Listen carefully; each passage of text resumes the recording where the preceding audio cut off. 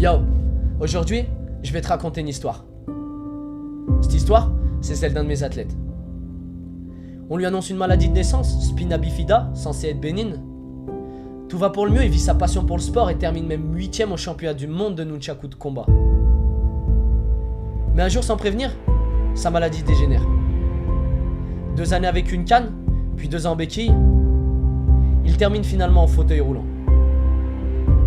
Et là, il y avait 2 choix qui s'offraient à lui. Soit il abandonnait, soit il se battait pour ses rêves. Et t'imagines bien ce qu'il a choisi. Pas du genre à regarder en arrière, il a avancé. Il aurait pu se plaindre, se lamenter sur son sort, ça aurait même été légitime. Mais lui, non. C'est une des personnes que je connais qui sourit le plus à la vie et qui se bat pour ses rêves. Il vient de réaliser ses premiers championnats du monde en paratriathlon. Et c'est que le début. Je le sais pour une seule raison. C'est une des personnes qui n'abandonne pas. Et le secret de la réussite, c'est de jamais abandonner. J'enfonce peut-être des portes ouvertes en disant ça, mais les batailles de la vie, elles sont pas gagnées par les plus forts, ni par les plus rapides. Elles sont gagnées par ceux qui n'abandonnent jamais. Et c'est pour ça que tous les jours, je me dis, on n'a pas le droit de se plaindre pour des choses futiles. Je me le répète et m'inspire des gens comme ça qui sont les véritables guerriers de notre époque.